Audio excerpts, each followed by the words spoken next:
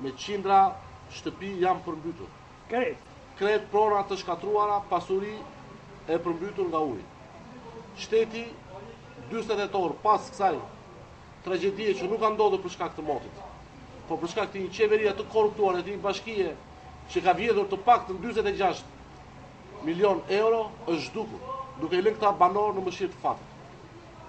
I bi thirrje të menjëhershme Edi Ramës të ndërprit pushimet, shteti duhet të çohet në këmbë të vi pranë banorëve, të cilët duhet të dëm shpërblehen çdo qindark dëm që ka ardhur si pasojë e një babëzie e një korrupsioni të pafre, që sot po rëndon mbi supet e këtyre familjeve.